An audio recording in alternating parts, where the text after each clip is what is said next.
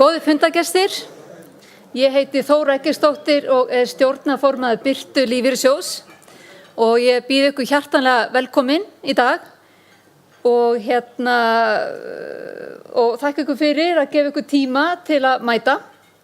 Ég ætla að vinda mig bara beint í dagskrána og legg það til við fundinn að Ragnar Árnason, forstöðumaður vinnumarkaðssviðs SA, taki að sér hlutverk fundarstjóra. Einhverjar athugasemdir? Ég met sem svo að þetta hafi verið samþykkt. Þá afhendi ég þér bara fundarstjórnina, Ragnar. Gjörðu svo vel.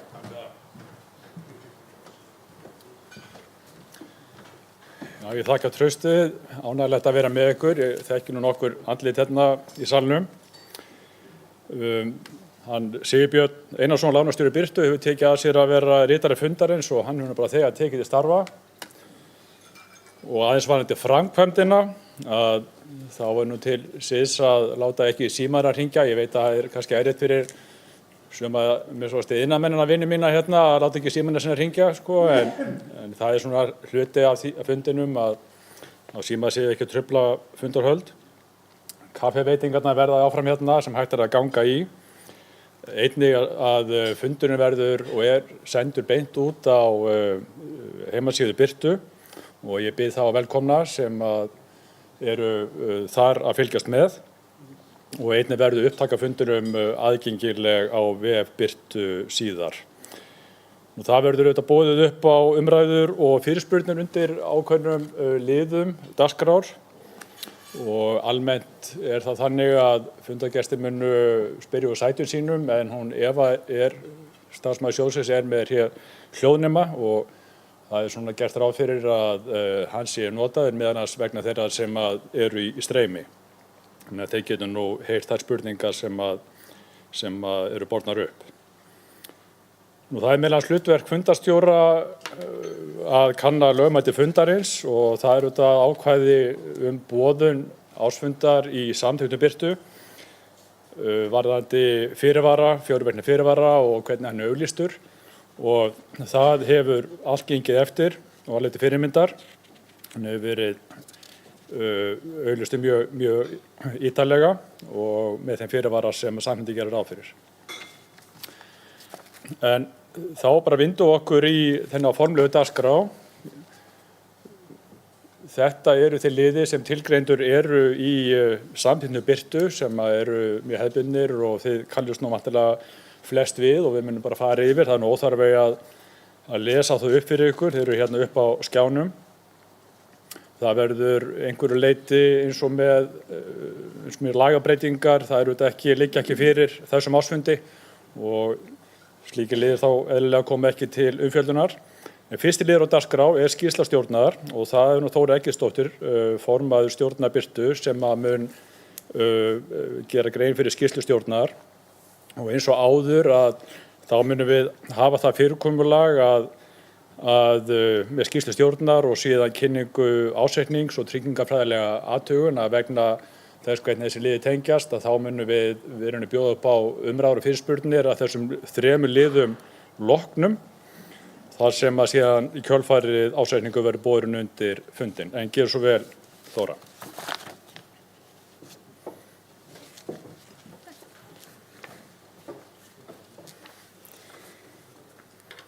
Kæru sjóðfélagar, að tryggja sjóðfélögum lífeyrisréttindi samkvæmt kjarasamningum og samþykktum er langhlaup. Þar skiptir þolinmæði og þrautseigja miklu máli og þegar reynir á þarf að stíga ölduna, anda með nefinu og horfa til langs tíma. Rekstrarárið 2025 byrjaði eins og flest önnur ár þar til alþjóðastjórnmálin tóku athyglina. Tollastríð og raunveruleg stríðsátök í Evrópu og nú í Mið-Austurlöndum hafa aukið óvissu og eignir sveiflast í verði á milli mánaða. Af þeim völdum mældist til að mynda einn versti mánuður í eignastýringu hjá Birtu á síðasta starfsári. Í kjölfari kom stjórn sérstaklega saman til að ræða málið en ákvað að halda stefnufestu, anda með nefinu og fylgjast vel með. Árinu lauk svo eins og mörg önnur rekstrarár skilaði 2,1% raun ávöxtun og síðastliðin 10 ár hefur sjóðurinn skilað 3,4% raun ávöxtun sem rétt undir langtíma raun vaxtaviðmiði. Stjórn Birtu fær ítarlegar skýrslur rekstur og efnahag, rýnir reglulega alla helstu lykil árangursmælikvarða með gagnvirku samtali við stjórnendur og þá sem hafa eftirlit með starfseminni. Það er skemmst frá því að segja að við stjórnarborðið ríkir góður starfsandi, skoðanaskipti byggja á framanlegum gögnum og fagmennska einkennir allt starf sjóðsins. Það kemur jafnvel nýjum stjórnarmönnum á óvart hversu faglegt starfið en hún kemur mér ekki lengur á óvart. Hjá Birtu vinnur starfsfólk með langa reynslu og djúpa þekkingu á starfsemi sjóðsins sem innra og ytra úttektarskýrslur staðfesta endurtekið á milli ára. Starfsandinn góður og það skilar sér í markvissu og góðu stjórnarstarfi sem staðfest í árangursmati stjórnar ár eftir ár. Áföll gera ekki boða undan sér en þegar þau birtast skiptir þessi starfsandi miklu máli. Stjórn rökræðir málefni með og án stjórnenda, fær ítarlegar upplýsingar sem miðlað til stjórnar af heilindum og samtali byggir á staðreyndum. Það einkum við erfiðar ytri aðstæður og óvænta atburði sem slíkur starfsandi skiptir máli. Að stjórn og starfsfólk geti brugðist við að undangengin umræðu og komist að niðurstöðu. Okkur mannfólkinu hættir til að einblína á það sem stendur okkur næri tíma en missa sjónar að langtíma markmiði. Við lærðum það á síðasta ári að mikilvægt að vera meðvituð líðandi stund en horfa á sama tíma á hlutverk okkar til lengri tíma. Að taka við iðgjaldi, að mynda dreift eignasafn og standa með þeirri stefnu til að geta greitt lífeyri. Allt þetta gert á einkar hagkvæman hátt eins og rekstrarkostnaður Birtu ber merki Kostnaðar árverkni og aðhald einkennandi fyrir starfsemina og samanburður við lífeyrissjóði sýnir vel að haldið kostnað. Aðstæður starfsfólks til fyrirmyndar en án íburðar og það gott að sækja sjóðinn heim. Öll þjónusta í takt við þá stafrænu þjónustu sem sjóðsfélagar gera kröfu til og stöðugt leita leiða til að hagræða og auka framleiðni á milli ára.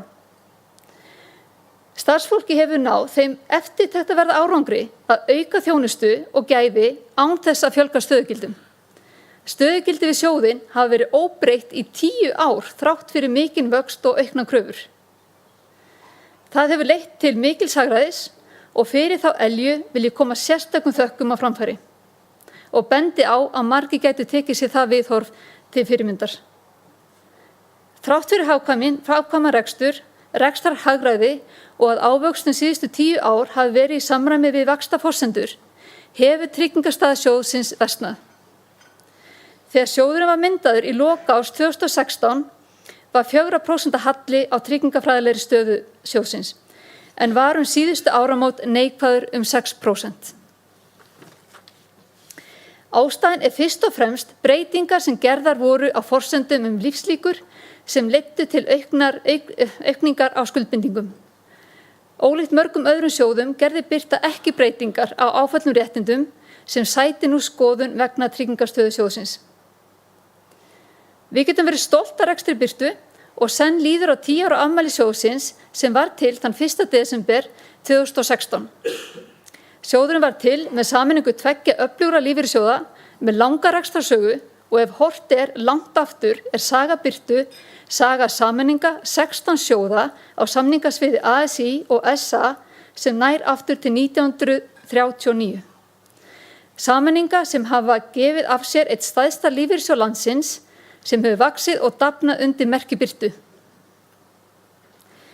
Tíðafréttir af sameiningu lífeyrissjóða fór ekki fram hjá stjórn Birtu á síðasta ári og stjórnin varði stefnumótunarfundi síðasta starfsárs til þess að skerpa stefnuna og undirbúa sjóðinn undir þá umræðu.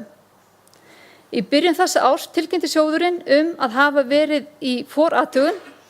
væri forathugun á mögulegri sameiningu Birtu og lífeyrissjóða verslunarmanna. Forathugun sem felur í sér ítarlega greiningu á opinberu gögnum báða sjóði sem stendur enn yfir. Það ábyrgðarhluti að leiða saman stærstu sameiningu á lífeyrismarkaði til þessa og stjórn hyggst vanda sig vel við þá greiningu áður en ákveðið verður hvort farið verður í formlega viðræður. Forathugun leiðir í ljós að réttindaávinnsla hjá Birtu góð og stenst samanburð við aðra sjóði sem helgast af karllægri lýðfræði sjóðsins, hvar karlar eru 88% af sjóðsfélögum. Sjóðurinn í þeim skilningi góður kostur til sameiningar og þegar gögn liggja fyrir mun stjórn eiga samtal við bakland sjóðsins og taka afstöðu til þess hvert framhaldi verður. Að lokum vil ég þakka stjórnarmönnum og starfsfólki Birtu fyrir gott og farsælt samstarf og þakka sjóðsfélögum fyrir föruneytið á árinu 2025. Takk fyrir.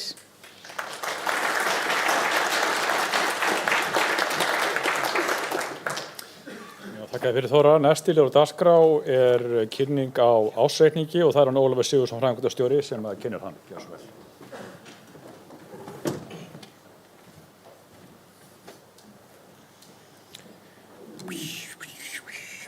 Sæl öll og gaman að vera með ykkur. Ég hef ekki áður verið á svona palli, vera eins og 3 á palli, en við erum auðvitað búin að setja á borðið hjá okkur ársreikning sem endurskoðaður og staðfestur af endurskoðanda að hann gefi glögga mynd af starfseminni á síðasta ári. Þá erum við með innri endurskoðanda sem hefur rýnt starfsemina og skrifað skýrslu sem stjórn hefur farið yfir. Við erum með endurskoðunarnefnd sem hitti endurskoðendur og innri endurskoðendur 6 sinnum á síðasta ári.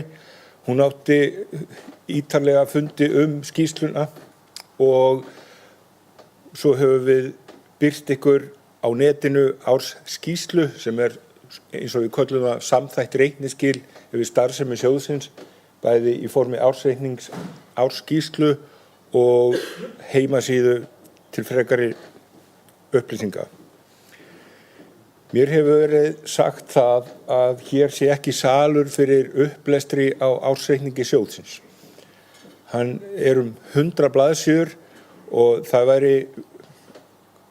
tæki einhver tíma að fara yfir það, en eins og þessar myndir bera með sér þá hann auðvitað staðfestur á stjórn og mér og ég ætlaði ekki að verja kannski sérstökum tíma til þess að fara yfir það. Ég bendi ykkur á skýrsluna sem núna birt eins og venjulega á netinu. Hún sett fram af starfsfólki og stjórnendum í samræmi við okkar umboð að setja ársreikningin í samhengi við starfsemina og okkar ytra umhverfi og því kölluð árs- og sjálfbærniskýrsla. Kynningin að mestu leyti þá upp úr þessari skýrslu og þar auðvitað það sem kannski skiptir mestu máli að við tókum á móti iðgjöldum í fyrra sem nema rúmlega 25 milljörðum og það gerðist í fyrsta skipti á síðasta ári að við greiddum meira út í lífeyri heldur en við tókum við sem iðgjald. Sjóðurinn með öðrum orðum komið með grátt í vanga, þroskaður og vel yfir 60 ára gamall. Fjárfestingartekjur voru kannski aðeins lægri en við gerðum ráð fyrir í fjárfestingarstefnu en engu að síður skilaði okkur 2,1% raunávöxtun. Og rekstrarkostnaður hækkaði á milli ára og ég geri grein fyrir því sérstaklega hérna á eftir. Þannig að heilt yfir þá sjóðurinn ennþá að stækka og telur núna 730 milljarða rúma. Það 20.000 rúmlega 20.700 einstaklingar sem borguðu til okkar í fyrra sem svona nokkurn veginn á pari við það sem hefur verið síðustu ár. Það langt flestir sem borga til samtryggingar neðst vinstra megin og svo dágóður slatti af einstaklingum sem að borga til okkar í 3 séreignaleiðir og heilt yfir hefur þessi tala haldist nokkuð stöðug og nokkuð lengi. Eignir hafa vaxið töluvert á milli ára og iðgjaldið að sama skapi sem að mestu leyti sá fjöldi sem borgar til okkar með þeim launahækkum sem áttu sér stað á síðasta ári.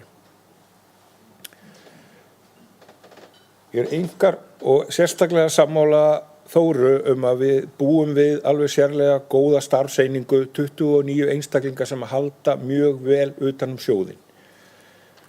Við erum að skrá öll okkar samskipti með nýju samskiptakerfi sem leiðir nú til þess að á milli ára fjölgar samskiptum 30%.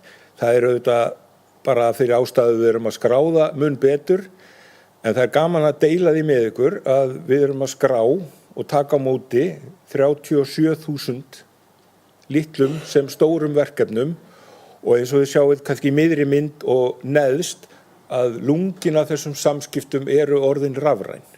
Það koma rúmlega 2.000 einstaklingar á skrifstofuna og á síðasta ári voru það að langmestu leyti heimsóknir vegna áritunar á skuldabréfum sem hefur ekki ennþá verið heimilt að gera með rafrænum hætti.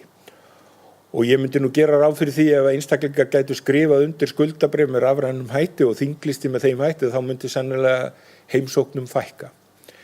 Við höfum engu að síður raðað upp einvala liði í móttökuna hjá okkur af því að við vitum að fólk vill heimsækja okkur og það engar kannski flóknu málin sem að flestir vilja setjast niður og ræða við þjónustufulltrúa og eftir atvikum aðra.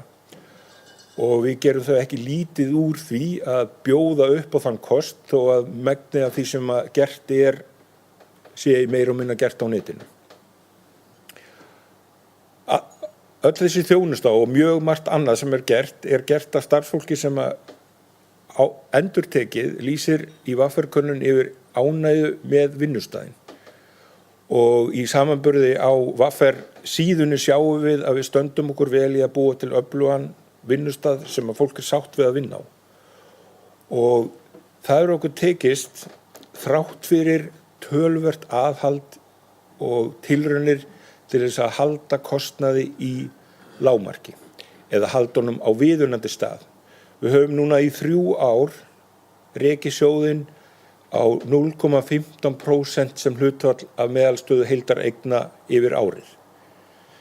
Og eins og þið sjáuð á myndinni að þá hefur viðmiðið okkar og vonandi þið sjáuð þetta mjög vel.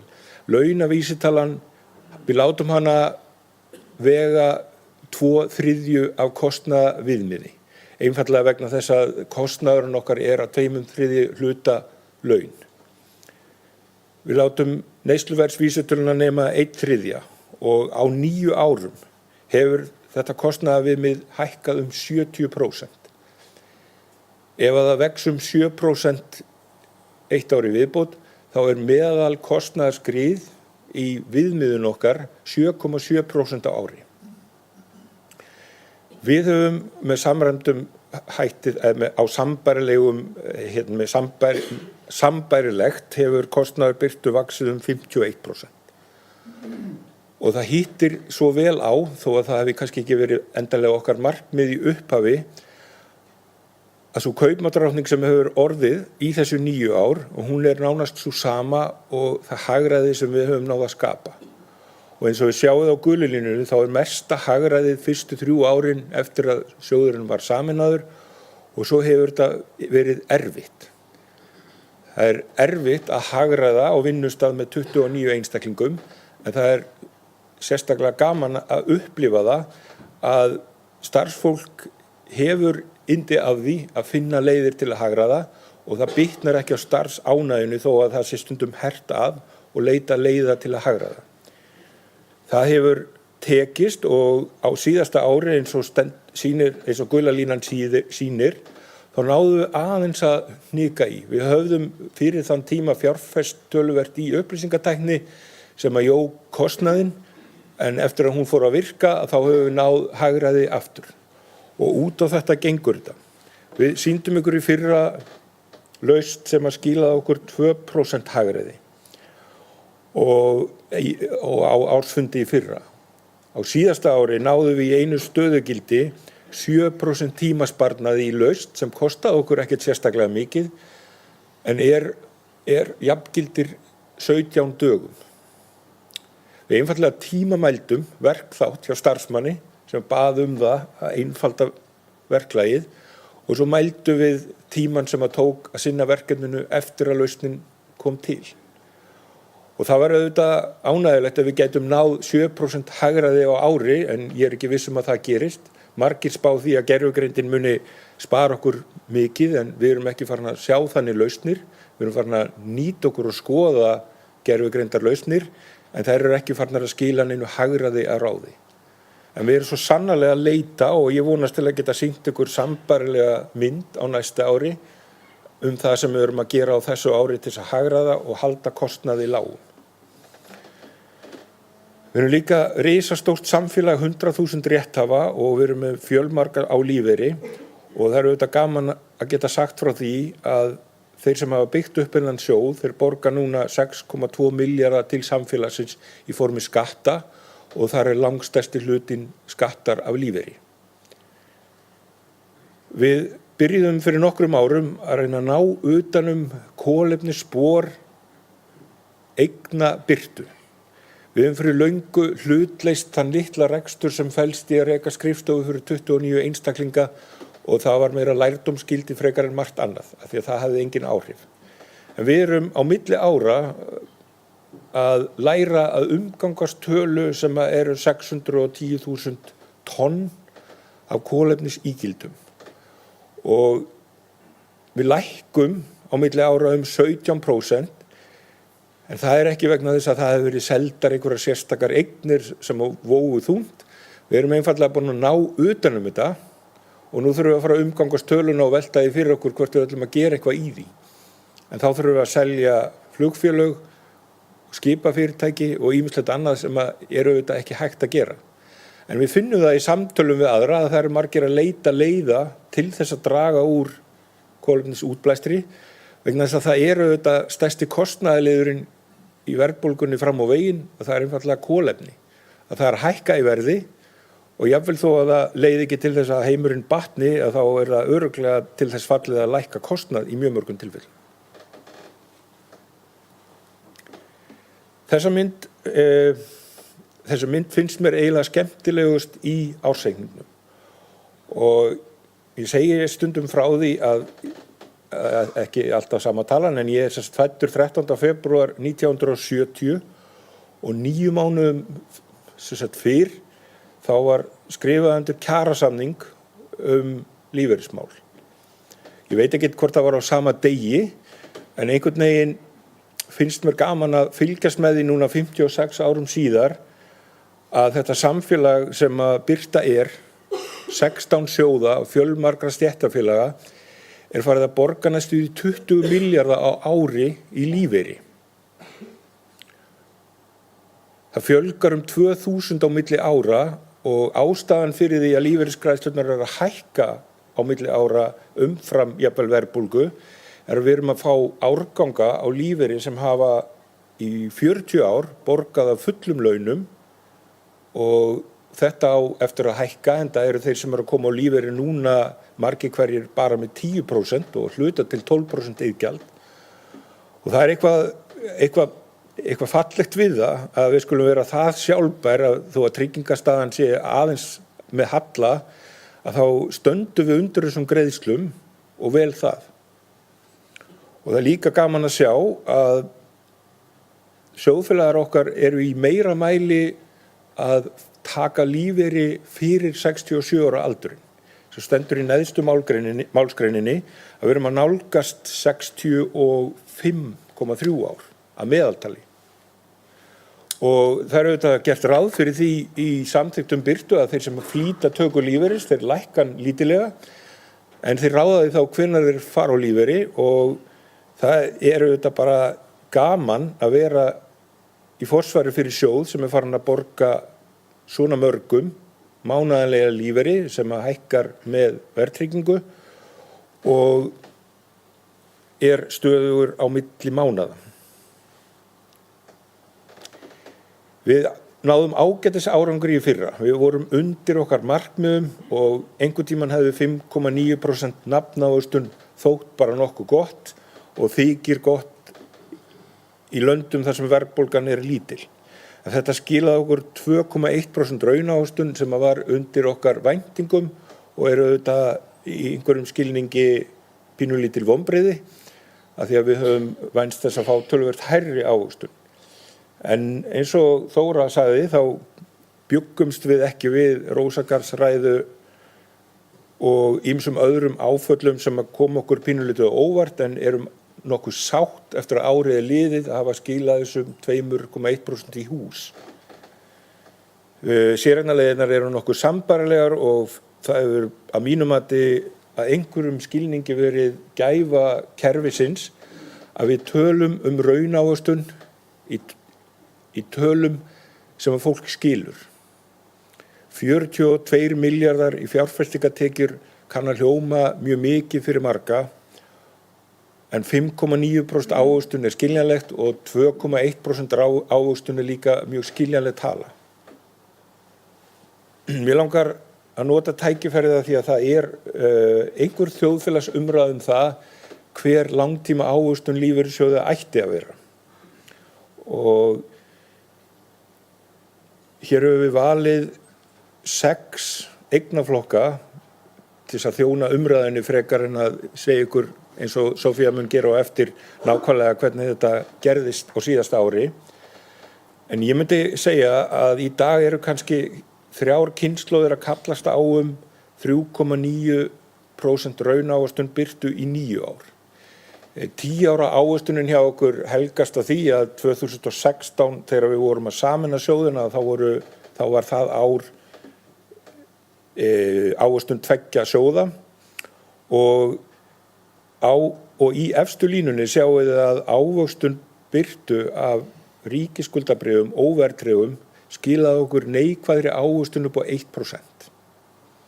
Og þið vitið út af hverju það er. Við höfum verið að fara í gegnum erfiða verðbólgu og svo tókum við upp á því og vorum byrjuð á því þegar við sameinuðum sjóðinn að lána sjóðfélögum óverðtryggða vexti.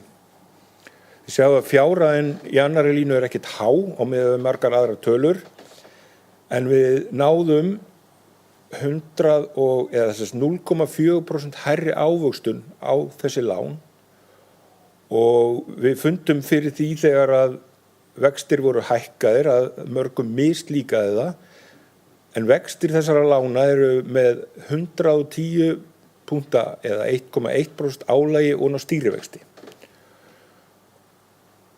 Okkur hefur ekkert gengið sérstaklega vel í þeim skilningi að ávaxta eignir ykkar þegar við lánum sjóðfélögum á 0,4% vöxtum yfir 10 ár. Í lánum með verðtryggðum lánum að þar er ávöxtunin 2,7%. Og eins og við sjáum á tölunum að þá er það kannski sá flokkur sem að flestir velja sér í dag af ýmsum ástæðum. Ríkið og ríkistryggð skuldabréf eru þarna kannski aðeins hærri og það helgast nú meira af því að það var verið að gera íbúðalánasjóð upp í fyrra og við áttum töluverðar eignir sem voru gerðar upp og í einhverjum skilningi innleistu við ávöxtun sem hafi verið inn í tryggingafræðilegum útreikningum leiðrétt fyrir.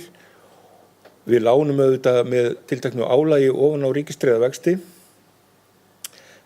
en svo ef við horfum á innlend hlutabréf sem eru mestmegnis skráð þá sjáum við að við höfum fengið 9,9% ávöxtun á innlend hlutabréf í 9 ár.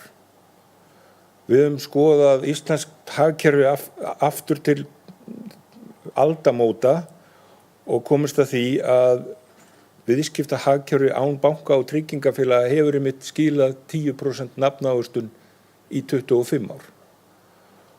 Og í neðstu línunni sjáum við auðvitað erlend hlutabréf sem er að skila okkur 11,7% nafnávöxtun frá síðustu 9 ár og það er líka tala sem við þekkjum vel að við höfum skoðað erlenda markaði jafnvel 50 til 100 ára aftur til tíman sem eru einmitt að skila þessari ávöxtun.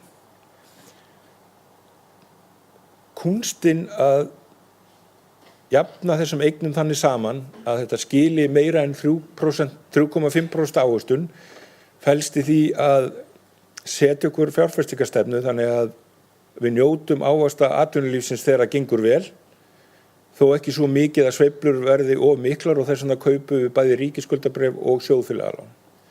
En við finnum það og þegar ég segi að kynslóðir kallist á þá finnum við auðvitað að ungt fólk vill fá lága vexti. Við þurfum einhvern veginn bara sem samfélag þá í þessum sjóð að finna rétta jafnvægi á því að taka áhættu bæði erlendis og innanlands og á sama tíma lána sjóðfélögum fyrir húsnæðiskaupum og ef þið hafi farið inn á Aurbjörgu þá sjáu þið að Birta hefur alla jafna verið með mjög hagstæða vexti, fullkomlega samkeppnisfær án þess að gefa mikinn afslátt. Faglega nálgun sem að við auðvitað tökum í stjórn, hún byggir ekki á svona einföldum töflum. Hún byggir á því að setja sjóðunum viðmið í mismunandi eignaflokkum og mæla það á milli mánaða hvernig gengur. Og svarta línan í mynd lengst til vinstri okkar viðmið og gula línan ávöxtun Birtu á milli mánaða mæld frá stofnun sjóðsins í lok árs 2016. Og tölurnar þá mælikvarði á það hvernig gengur. Staðalfrávik eigna minna að hluta til vegna þess hvernig við bókum eignir og að mannamáli þýðir það að sveiflur í ávöxtun hjá okkur eru minni heldur en á markaði. Við köllum það betu og ef hún undir 1 að þá þýðir það að við drögumst ekki mjög mikið niður þegar markaði lækka í skiptum fyrir það að við skjótumst ekki upp þegar markaðir blómstra. Þetta hefur skilað okkur á 9 árum 3,9% raunávöxtun með minni sveiflum heldur en markaðurinn og ekki ástæðan fyrir því að það halli á sjóðunum. Ég bara stoltur af eigna- og áhættustýringu sjóðsins og hef átt frábært samstarf með stjórn í 9 ár þar sem við höfum rýnt í fjárfestingarstefnuna að hausti, velti fyrir okkur hvaða breytingum við eigum að gera þannig að sjóðurinn geti staðið undir því loforði sem hann hefur sett í samþykktir að greiða lífeyri mánaðarlega, verðtryggðan og hann standist það álag sem að fylgir því að vera á markaði. Það er heppnast hingað til og ég sannfærður að það sé hægt að gera það í önnur 10 ár. Við hittumst einfaldlega, við höfum sett okkur eina 7 mælikvarða og þeir eru allir á grænu nema tryggingastaða sjóðsins. Við höfum stundum talað það ef við náum því á grænt að þá erum við komið með 7up og við höfum líka rætt á milli ára hvort við eigum að samþætta árangursmælikvarða en allt þetta auðvitað sett fram til að tala við ykkur og eiga samtal við aðra, finnst ykkur þetta vera góður árangur eða ekki. Takk fyrir.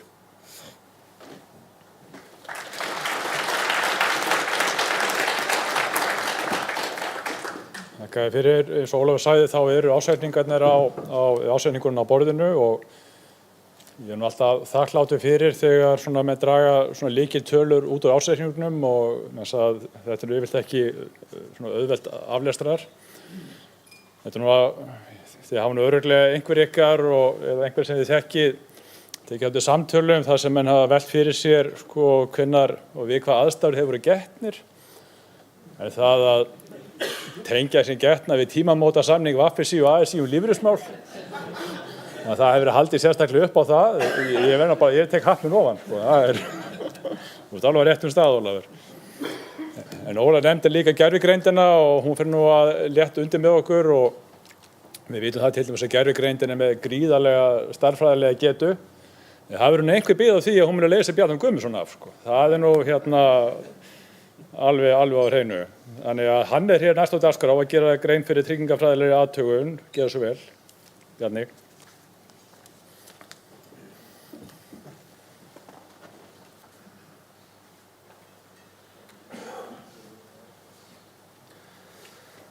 Takk fyrir og góður sjóðfélagar og fundarmenn. Við ætlum hér að fara yfir þennan lið á dagskránni tryggingafræðilega stöðu og ég held að þetta sé nú annað árið í röð sem að ég er hér í forsvari fyrir eina liðin sem á gulu en þetta horfir nú allt vonandi til bóta hjá okkur.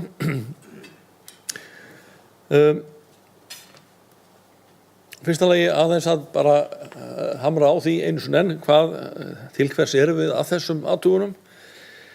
Það bara fá svar við þessari einföldu spurningum. mun sjóðurinn geta staðið við þau fyrirheit sem hann hefur gefið sjóðfélögunum rétt til lífeyris. Það að segja, við ætlum að bera saman eignirnar sem við höfum séð að eru orðnar miklar og reyna átt okkur á því hvort það séu nægar til þess að uppfylla öll fyrirheit lífeyrisgreiðslur. Og til þess að átt okkur á því þá höfum við notum við reiknilíkön lífslíkur og örorkulíkur og annað þess háttar. Og stundum hefur það nú verið þannig að við erum að aðlögum þessar forsendur af því sem við best vitum og nú reyndar minnst hér áðan að það var sérlega mikil breyting hjá okkur árið líklega 2022 eitthvað svoleiðis þegar við svona tókum upp það að spá áframhaldandi lækkun dánartíðni því það eitthvað sem við höfum séð gegnum síðustu áratugi að aldursbundin dánartíðni hún hefur sífellt verið að lækka. Reyndar kom nú eitthvað minniháttar bakslagi hér í COVID-inu. En það engar slíkar breytingar hjá okkur í ár, nákvæmlega sömu forsendur og í fyrra sem auðveldar okkur að bera okkur saman við niðurstöðuna í fyrra. Og nú veit ég ekki hversu vel þetta læsilegt þarna út í sal, þessar tölur í þessu ljósi, en þetta þó allavega í ásreikningnum og það sem við setjum þetta svona upp í einfalda töflu. Í efri hlutanum höfum við eignaliðina og í vinstri hlutanum það sem þegar áunnið og núverandi eignir. Síðan kemur næst verðmæti iðgjalda og svo þau réttindi sem að stofnast vegna iðgjaldanna og svo leggjum við þetta saman og segjum það heildarstaða sjóðsins. Í þessu felst sem sagt það að við reiknum bara fyrir núverandi sjóðfélaga. Við tökum fyrsta lagi þann rétt sem þeir eru búnir að ávinna sér og reynum að meta hversu mikils virði hann og það berum við þá saman við núverandi eignir. Og það kannski þar sem að hallar svolítið á í útreikningunum og við erum þarna með mínus 9,9%. Það að segja að ef við drögum skuldbindingarnar frá eignum þá vantar 10% af skuldbindingunum upp á eignastöðuna. Hins vegar með framtíðina þá erum við bara að meta hvernig réttindakerfið eins og það núna kemur út og það í ágætis jafnvægi, það smá plús á því og svo þegar þetta kemur saman að þá fáum við út heildarstöðu upp á mínus 6%. Það ekki? Jú. Þetta afturför frá því sem við vorum með hér síðast, þá batnaði staðan einmitt frá því að vera eitthvað, frá því ég fór frá eitthvað það bil mínus 6 yfir í mínus 4 eða þar bil og nú því miður þá fer þetta aftur á lakari hliðina. Og það ástæðabreytingarna einfaldlega þessi að eins og var nefnt hér áðan þá var raunávöxtur sjóðsins var 2,3% en til þess að halda okkur í jafnvægi þá þurfum við eiginlega að hafa 3,5% raunávöxtur. Það þó ekki þannig að það þurfi endilega að vera á hverju ári. Þetta jú þannig að stundum sum ári eru góð og önnur kannski lakari og svo það þetta langhlaup sem skiptir máli hvort að ávöxtunin nær því að meðaltali að vera 3,5%. Nú, staða sjóðsins innan þeirra marka sem að lögin lífeyrissjóði leyfa. Það þannig að þar höfum við reglu sem segir að það má ekki vera meira en 5% munur á eignum og skuldbindingum í meira en 5 ár og ekki meira en 10% munur í hvert eitt skipti. Og þetta þá fyrsta skiptið sem að við erum með förum fram úr mínus 5%, því fyrra var sem sagt staðan mínus 4, eitthvað. Þannig að þannig séð þá myndi sjóðurinn hafa áður en kæmi til ákvæða lagana þá hefur hann vissulega tíma til þess að jafna þessa stöðu aftur. En það síðan alltaf áleitin spurning hvenær á að jafna svona stöðu. Það hægt að líta þannig á að jú, við séum að borga heldur of mikinn lífeyri núna miðað við eignastöðuna, en ég kýs nú frekar að líta þannig á að þetta langtíma sjónarmið sem við erum með og það frekar kannski að horfa til þess hvort við sjáum fram á að þetta verði, hvort að sjóðurinn ná í jafnvægi með góðu móti úr núverandi stöðu. Og ég held í sjálfu sér að það sé ekkert svo sem að kemur í veg fyrir það, þó að vísu séu kannski ástand á peningamörkuðum kannski með erfiðara móti. Nú eins og þið sjáu hér á þessari ágætu töflu þá langstærsti partur af skuldbindingunum vegna ellilífeyris útgjalda. Það einhverjir 692 milljarðar sem við ætlum að borga vegna áunninna ellilífeyrisréttinda. Síðan örorkulífeyrir og makalífeyrir þarna tæpir 40 milljarðar hvort.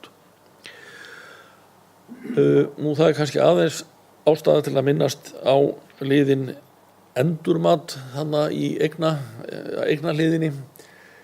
Annars vegar erum við þarna bara með eignatöluna úr ársreikningnum, bókfærða eign, og svo erum við með þarna minni háttar leiðréttingu eða breytingu getum við sagt á eignatölunni, sem vegna þess að þegar við erum að horfa á skuldbindingarnar þá fyrst reiknum við hvers við væntum útgjöldin, en síðan tökum við tillit til þess að það mismunandi langt í að við ætlum að borga þetta út og við afvöxtum allt með 3,5%. Og þess vegna segjum við ef að sjóðurinn á eignir með fastar tekjur sem með sannanlega hærri vöxtum með 3,5 þá leyfum við okkur að taka það inn sem sérlegan bónus. Og eins ef hann á eignir sem bera lægri vexti þá getur komið mínustala þarna. Nú fyrir nokkrum árum var þetta ævinlega í plús, núna þetta nú kannski oftar en ekki orðin mínustala. En svo kannski skulum við aðeins velta fyrir okkur hér hvernig breytist staðan milli ára. Við vorum með skuldbindingar upp á 720 milljarða í fyrra og þá erum við búin að sleppa áætlun fyrir rekstrarkostnaði. Og síðan það þannig að réttindin jú verðtryggð og þau hafa færst einu ári nær okkur í tíman að við borgum þau út. Þannig að þetta hækkar vexti og verðbætur og það stærsti breytingaliðurinn kannski sem þá upp á 52,8 milljarða. Síðan hafa bæst við iðgjöld og þau búa til þá nýjar skuldbindingar, en síðan hverfa skuldbindingar vegna þess lífeyris sem við borgum út. Og við sjáum að það munar mjög litlu að þessi einfaldi útreikningur færi okkur í þá tölu sem stendur þarna fyrir skuldbindingu sjóðsins í lok árs 2025. En þó það þannig að það einhverjar 600 milljónir sem hafa gengið svona betur getum við sagt heldur en reikniverk sjóðsins gerði ráð fyrir. Það þó kannski minni örorkubætur eða eitthvað í þá veruna. En þið sjáu að þetta ekki mikill munur, þetta eru 600 milljónir af einhverjum 700 milljörðum, þannig að þetta svona eitt prómill eða svo sem að munar þarna. Og það náttúrulega vegna þess að við erum með gríðarlega mikið af fólki í sjóðnum, 100.000 manneskjur, og við getum sagt það að skuldbindingarnar eru óháðar hverri annari, svona minnskosti að mestu leyti, og þá höfum við þessi ágætu tölfræðilögmál sem segir það að hlutfallsleg óvissa, hún minnkar með meiri fjölda. Og þess vegna það sem gerir það hvað samtryggingarsjóðurinn virkar vel hjá okkur. Ef við værum lífeyrisþegi sem væri einn og ætti peninga og ætti að fara að skammta sér út ævina, að þá það afar mikil óvissa í þeim útreikningum.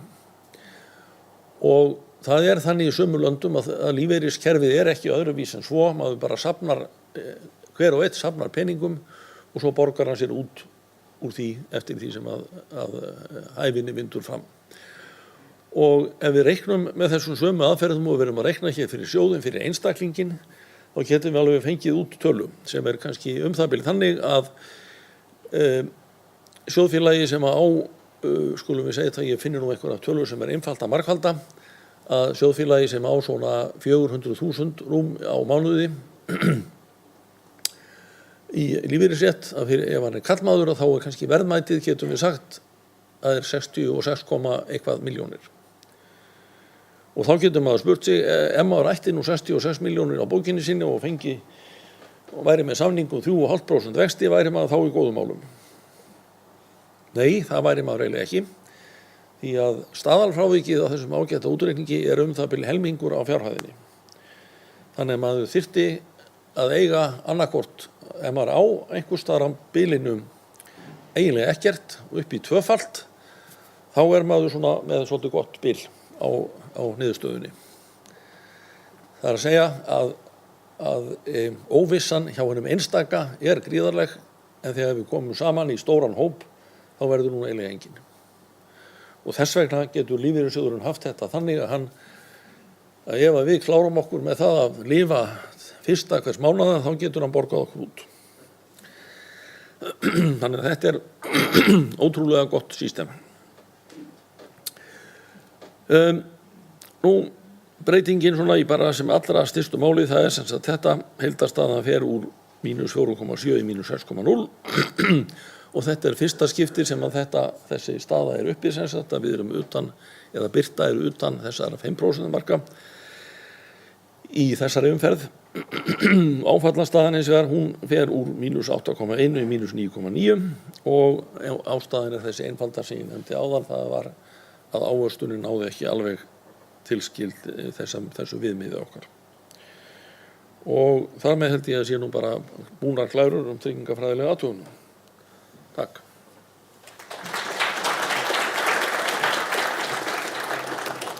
Þakka fyrir, Bjarni. Við erum búin að fara yfir 3 liði samkvæmt dagskránni og við bjóðum nú upp á umræður og fyrirspurnir úr sal. Hvað var þessar 3 liði varðar?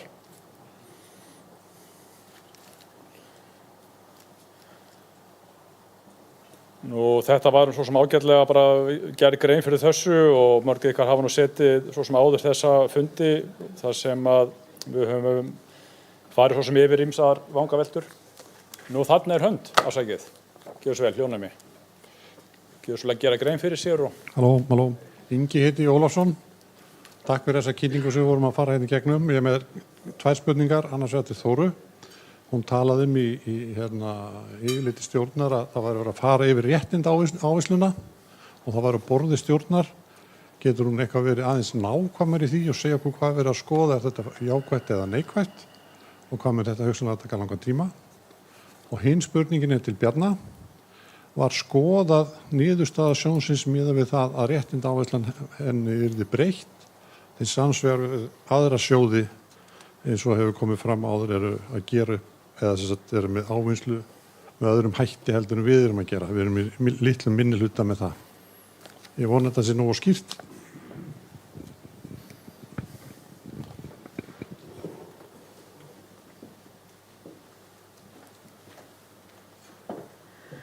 Þakka fyrir spurninguna. Staðan rauninni sú að þetta ekki komið, þetta komið inn á borðstjórnar en ekki til hlítar hvað við munum gera. Það raun og veru stuttasvarið. Það ekki komin niðurstaða og umræðan ekki komin langt á veg. En og ekki raun og veru tímalínu heldur hvenær hægt upplýsa hvað verður gert.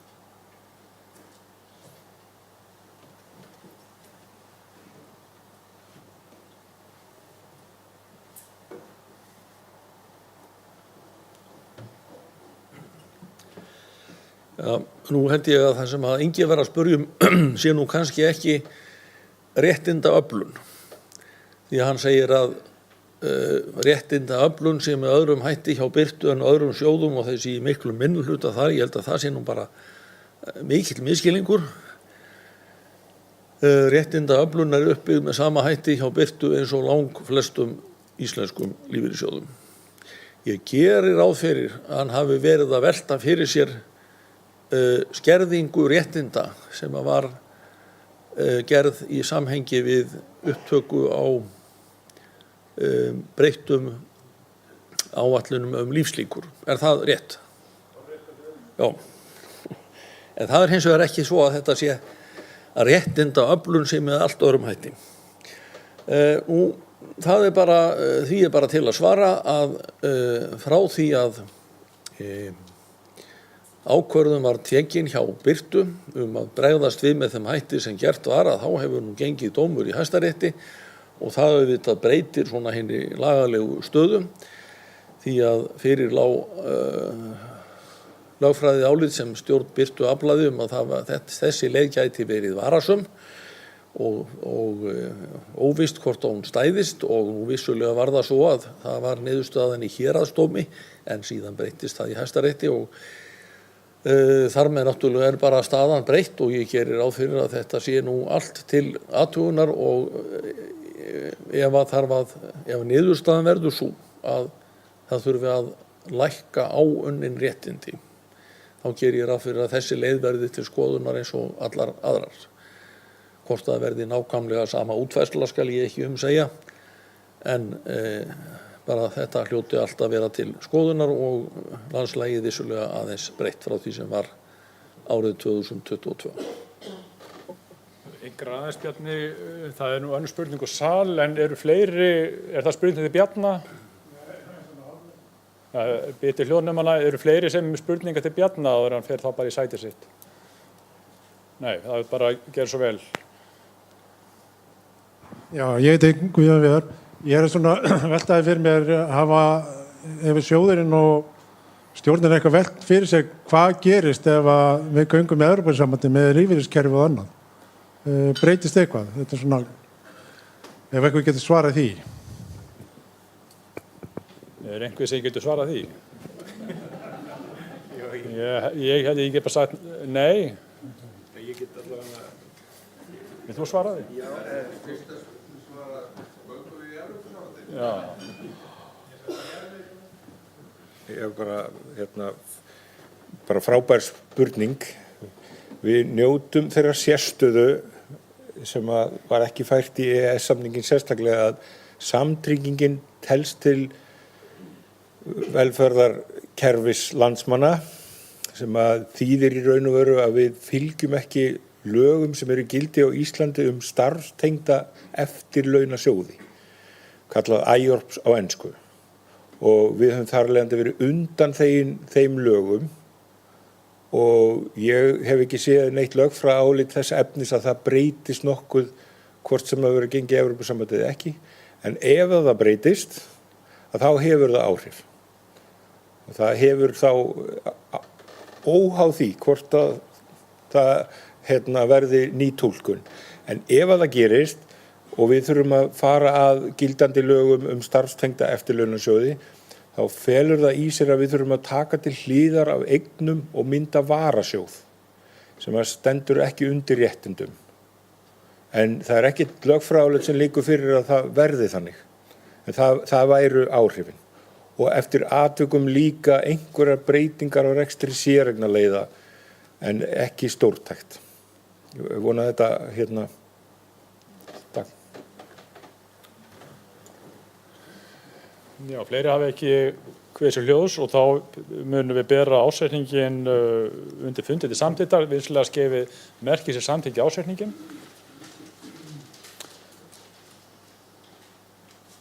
Já, við vitum það eru 60 atkvæði í salnum og greinilegt þannig samþykkti með öllum greiddum atkvæðum.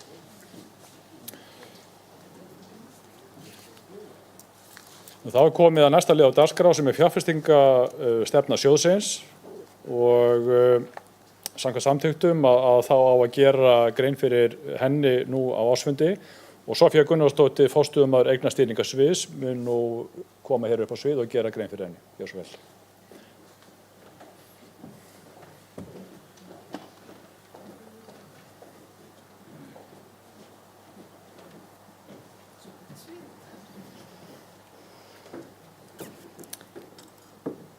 Góðan daginn, kæru sjóðfélagar og aðrir fundagestir. Ég heiti Soffía og fer fyrir eignastýringarsviði Birtu. Flest ykkar eru nú farin að þekkja mig, enda búin að vera hjá sjóðunum núna á 15. ár. Eins og við vitið, þá skal samkvæmt lögum gera grein fyrir fjárfestingarstefnu lífeyrissjóðsins á ársfundi hans og rétt eins og síðastliðin ár hef ég tekið það hlutverk að mér. Nú ásamt því að fara yfir fjárfestingarstefnur bæði samtryggingar og séreignadeildarsjóðsins ætla ég einnig að tæpa á nokkrum atriðum varða ávöxtun helstu eignaflokka á síðasta ári og hlutfallslega skiptingu þeirra í eignasafninu við árslok. Að endingu mun ég sýna ykkur samanburð á milli ára á hlýtni fjárfestingar starfsemi sjóðsins við meginreglur Sameinuðu þjóðanna en birta einmitt aðili að þeim reglum og hefur verið nokkurt skeið.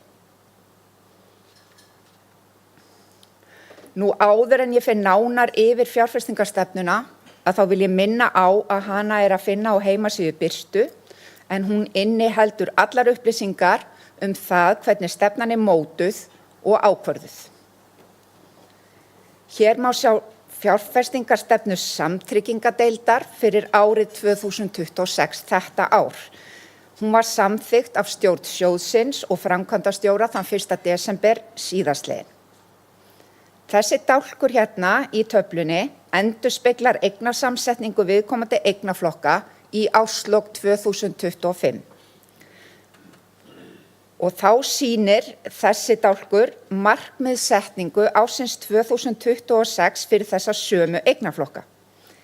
Taflan hér fyrir neðan sýnir hins vegar að við ákvörðun stefnunar var það mat stjórnar sjóðsins og fjárfestingarteymis hans að þessi stefna geti skilað 5,4% raunávöxtun á þessu ári með 8,6% flökti ávöxtunar á milli mánaða.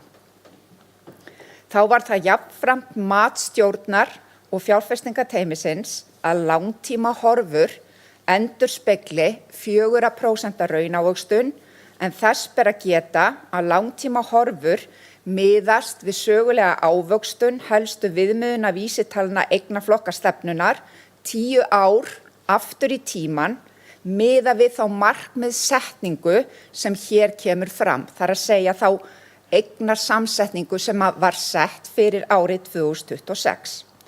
Nú ef ég vík bara aðeins að helstu breytingum á stefnu samtryggingadeildarinnar á milli ára að þá felur hún í sér lækkun á hlutfalli ríkisskuldabréfa úr 13,5 í 10%. Þá var vægi innlendra hlutabréfa lækkað úr 15% í 14% sem og vægi erlendra skráðra hlutabréfa úr 27 í 26,5%. Á móti hækkar hlutfall fasteigna veðtryggðra skuldabréfa úr 17 í 20%. En undir þann eignaflokk falla meðal annars lán til sjóðfélaga Birtu. Þá hækkar einnig hlutfall skuldabréfa lánastofnana úr 1,5 í 2% og skuldabréf fyrirtækja úr 7 í 8%. Að auki var vægi sérhæfðra fjárfestinga hækkað úr 13,5 í 14%. En undir þann eignaflokk falla óskráðar fjárfestingar, bæði innlendar og erlendar, í sjóðum eða félögum sameiginlega fjárfestingu. Einnig áttu sér stað minni háttar breytingar á vikmörkum þessara einstöku eignaflokka á milli ára. Nú hérna tafla sem sýnir vænta ávöxtun og vænta áhættu á þessu ári fyrir hvern eignaflokk fyrir sig í fjárfestingarstefnunni ásamt væntri verðbólgu ársins. Þetta eru hinar svonefndu fjárhagslegu forsendur stefnunar en vænt ávöxtun miðuð við spágildi og markaðskönnun stjórnar sjóðsins og fjárfestingarteymi hans. Þá vænt áhætta hvers eignaflokks fengin með vegnuflökti þeirra viðmiðunarvísitölu sem á við eignaflokkin og skilgreind í dálki 4 og 5 í þessari töflu.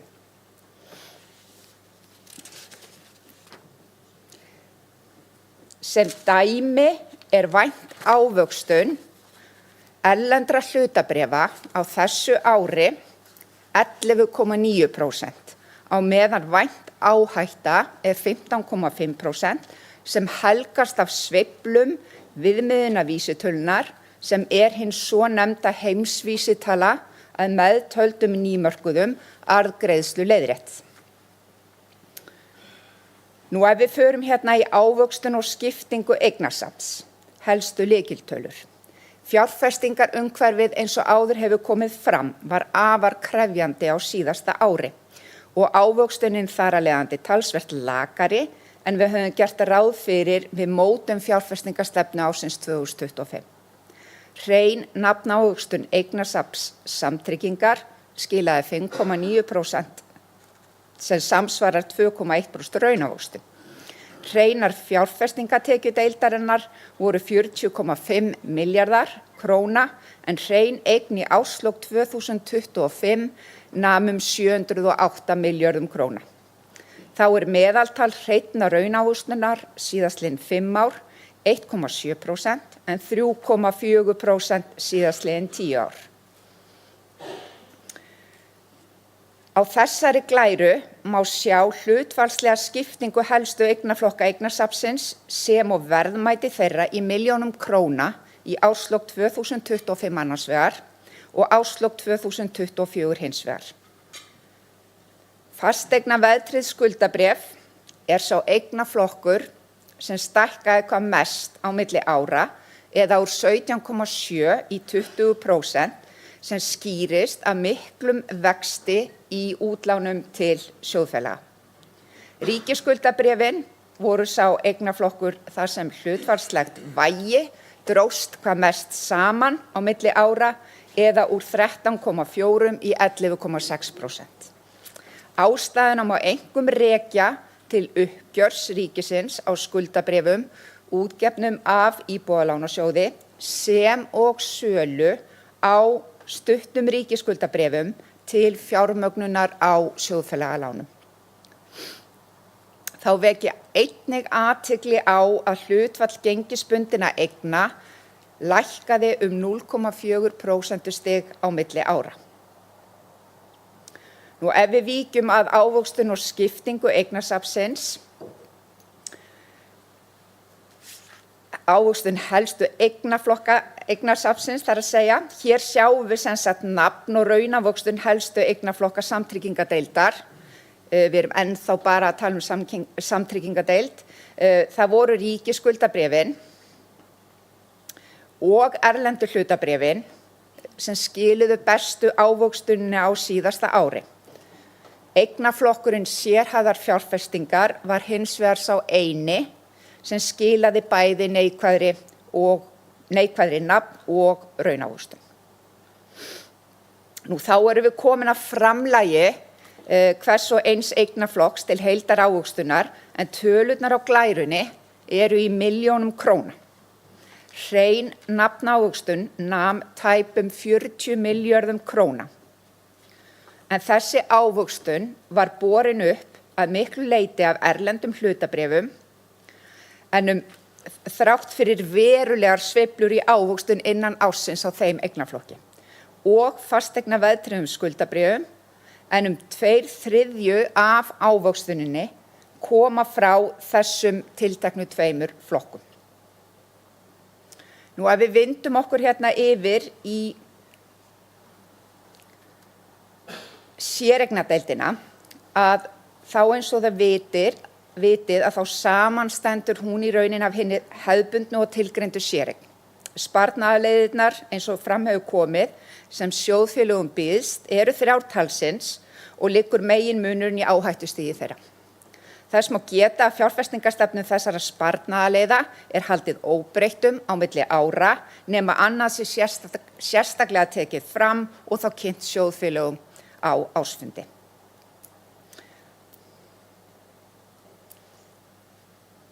Hér á glærunni sjáum við fjárfestingarstefnu innlánsliðarinnar fyrir árið 2026. Hún fremur einföld en stefnan samanstendur einungis af einum eignaflokki sem innlán. Þá kemur fram að vænt raunávöxtun þessa árs sé 2,9% sem og vænt raunávöxtun leiðarinnar til næstu 10 ára. Innlánsleiðin stóð í 6,7 milljörðum króna í árslok 2025 og voru hreinar fjárfestingatekjur hennar 335 milljónir króna á síðasta ári sem samsvarar 1,35% raunávöxtun. Þá komið að fjárfestingastefnu skuldabréfaleiðarinnar. Sjá má eignasamsetninguna hér í árslok 2025 og markmiðssetninguna fyrir árið 2026. Þá kemur fram að vænt raunávöxtun þessa árs sé 3,1% og vænt raunávöxtun leiðarinnar til næstu 10 ára sé 2,9%. Skuldabréfaleiðin stóð í 10,3 milljörðum króna í árslok 2025 og voru hreinar fjárfestingartekjur hennar 717 milljónir króna á síðasta ári sem samsvarar 3,3% raunávöxtun. Að endingu það fjárfestingastefna blönduðu leiðarinnar. Sjá má eignasamsetninguna í árslok 2025 og markmiðssetningu fyrir árið 2026. Þá kemur fram að vænt raunávöxtun ársins, eða þar að segja þessa árs, sé 5,3% og vænt raunávöxtun leiðarinnar til næstu 10 ára sé 5,1%. Blandaða leiðin stóð í 11,8 milljörðum króna í árslok 2025 og voru hreinar fjárfestingatekjur hennar 590 milljónir á síðasta ári sem samsvarar 1,16% raunávöxtun. Myndin á þessari glæru sýnir svo nafn og raunávöxtun á árinu 2025 fyrir hverja sparnaðarleið fyrir sig í séreignadeildinni. Þá kemur þarna einnig fram 5 og 10 ára raunvaxta meðaltal þessara sömu sparnaðarleiða. Í innlánsleiðinni 10 ára meðaltals raunávöxtun tæplega 1%, í skuldabréfaleiðinni 2,22% og í blönduðu leiðinni 3,14%. Ég hef vakið sérstaklega athygli á sambærilegri glæru á síðustu 3 ársfundum sjóðsins. 5 ára meðaltals ávöxtun tilgreindrar séreignar miðast við hvaða sparnaðarleið varð fyrir valinu hjá sjóðfélögum í ársbyrjun 2022.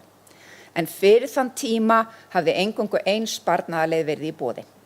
Þetta þýðir að ávöxtun ársins 2021, þar að segja í 5 ára meðaltalinu, svo sama óháð sparnaðarleið. 5 ára meðaltal hreinnar raunávöxtunar 0,7% hjá þeim sem völdu innlánsleiðina, 0,6% hjá þeim sem völdu skuldabréfaleiðina og mínus 0,7% hjá þeim sem völdu að vera áfram í blönduðu leiðinni.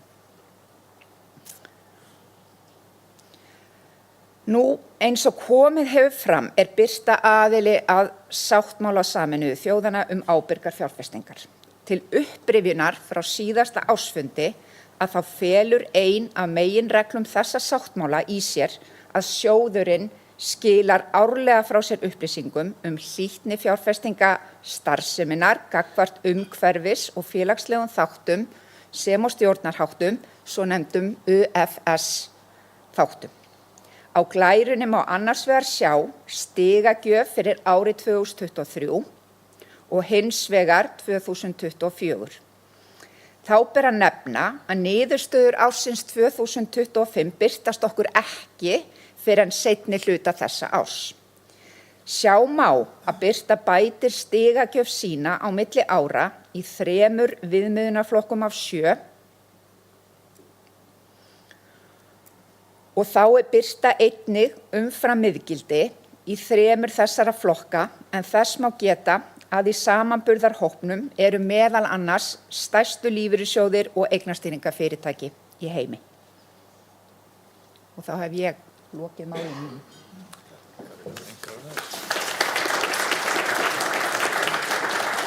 Einhverjar spurningar til Sofíu áður hún fer úr pontu, gjör svo vel Ingi. Sælverið aftur. Takk fyrir þessa tölur, þetta mikill fróðleikur, en tók ég rétt eftir að þú talar að þegar þú varst að útskýra breytingar á milli ára, að það var að minnka í ríkistryggðum skuldabréfum 0,5%. Já. Og svo koma glæru sem sýna að ávöxtun í ríkisskuldabréfum eru mjög góð og þá spyr ég, Já. Af hverju er verið að minnka í þessum flokki og svo var annað sem var óhefðbundna fjárfestingar líka sem átti að auka og það var með hérna, mikið neikvæðni þar og þá spyrja hvaða rök eru fyrir því að minnka og auka? Já. Bara mjög góð spurningingi og bara áfyllilega rétt á sér.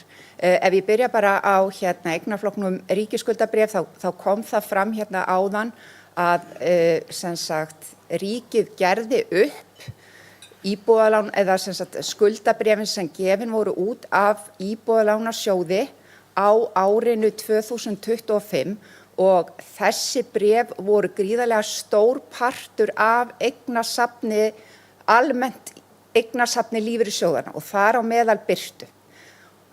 Sem gaggjald fyrir þau bréf fengum við ekki eingöngu ríkisskuldabréf á móti og þess vegna í rauninni lækkar þetta hlutfall talsvert en á móti kemur, eins og Ólafur held ég að hafi nefnt, innleistu við ákveðin gengishagnað þegar við fengum þetta uppgjör í gegn. Svarar það spurningunni með ríkisskuldabréfin. Og að sama skapi að því ég nefndi, það kannski eitt til viðbótar hvað ríkisskuldabréfin varðar, við höfum verið eins og þið sjáið að lána gríðarlega mikið út til sjóðfélagar og við höfum ekki alveg haft nægjanlegt innflæði til okkar til þess að nota nýtt fé til þess að greiða fyrir þessi sjóðfélagalán og þess vegna höfum við gripið til þess að selja stuttu ríkisskuldabréfin okkar óverðtryggðu til þess að geta fjármagnað þessi sjóðfélagalán. Varðandi sérhæfðu fjárfestingarnar að þá eru þetta náttúrulega kannski klárlega áhættumesti flokkurinn eða eignaflokkurinn í eignasafninu af því að þetta eru óskráðar eignir, bæði fasteignir, skuldabréf og hlutabréf. Á móti kemur að þetta sá eignaflokkur sem við væntum þess að fá mesta ávöxtun út úr til lengri tíma litið. Þessi eignaflokkur og eins og kannski eignastýringin gengur út á, þá viljum við gjarnan bæta inn í þannig eignaflokka þegar við teljum að verðin eru lág frekar heldur en þegar þau eru há. Svarar þetta spurningunni?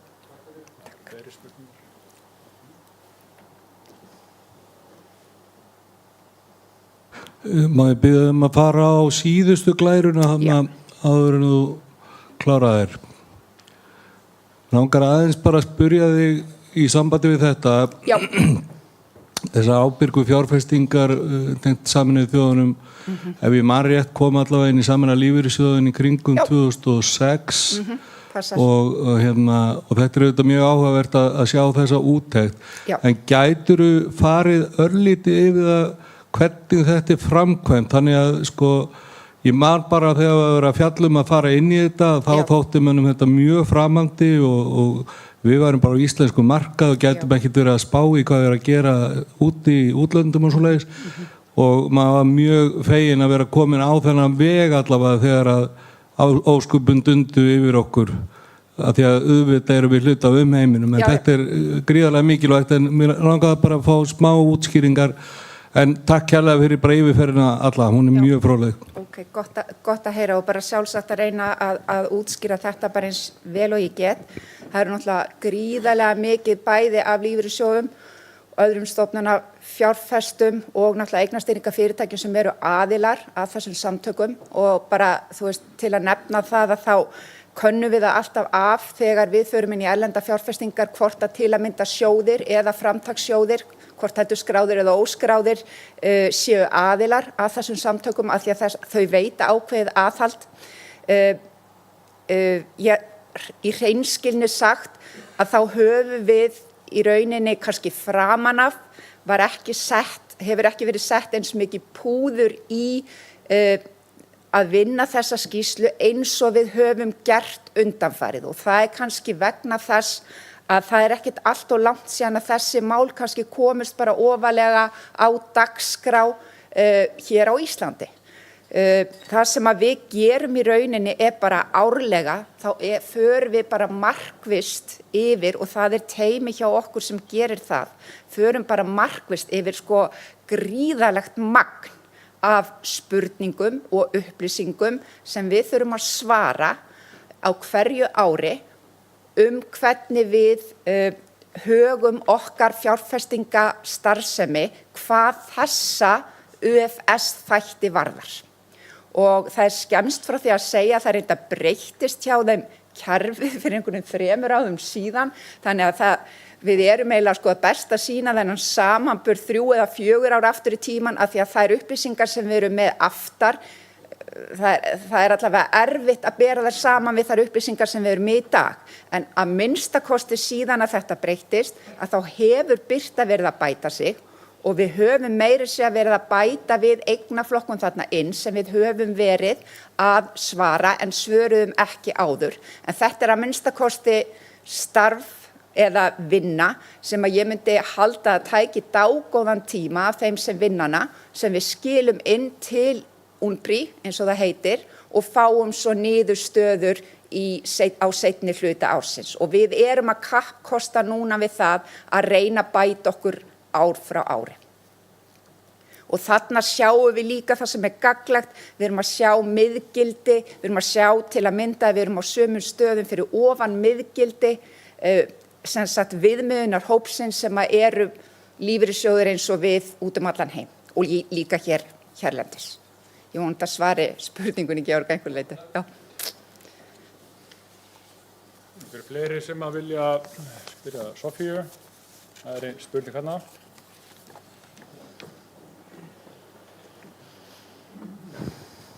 Rúnar Backman heiti ég. Ég tók eftir því að í sumum flokkum sem við erum að ávaxta í miðað við 15% frávik, áhættufrávik sem alþjóðlegt frávik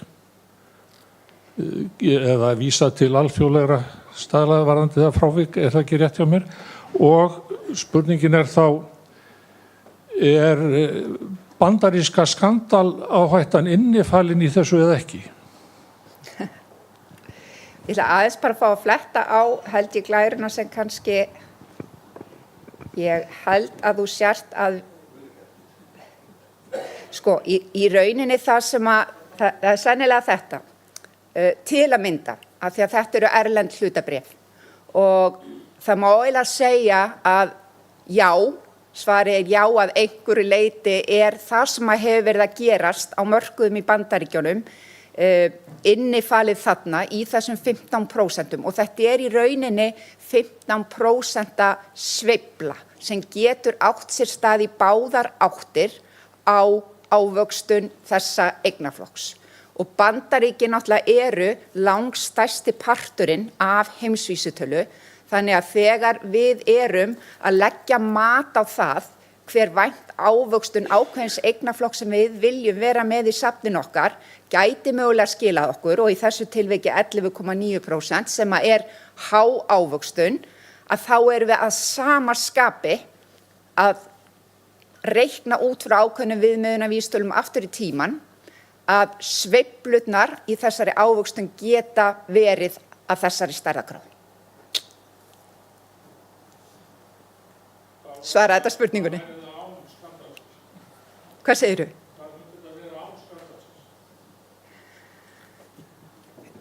Án. Já,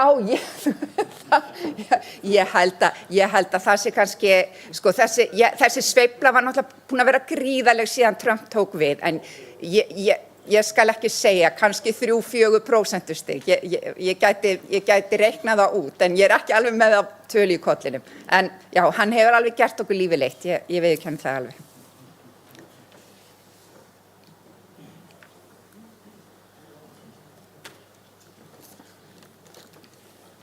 Fleiri sem vilja ræða þessi mál? Þá þú bara... Þá ég bara off the hook. Nei, tjá. Ég veit það ekki, sjáum til. Sjáum til. Takk hella. Takk fyrir. Samkvæmt samþykktum Birtu þá hér liðurinn hluthafastefna sem heitir reyndar síðan á síðunni heimasíðu Birtu eigendastefna Birtu sem kannski betur við hæfi. Hún hefur ekki tekið svo sem breytingum síðustu 2 árin og þannig að hafa gerð grein fyrir henni hérna sínum tíma. Þeim breytingum sem voru gerðar eru einhverjir sem óska þess að fá nánari upplýsingar hana. Ljósi þess að hún hefur ekki tekið svo sem breytingum. Þannig að ef svo ekki þá ætla ég að leyfa mér að samkvæmt samþykktum skal samt sem áður berin undir fundi til samþykktar, þannig að ég óska eftir því að menn gefi merki. Já, fært til bókar, hún samþykkt með öllum greiddum atkvæðum.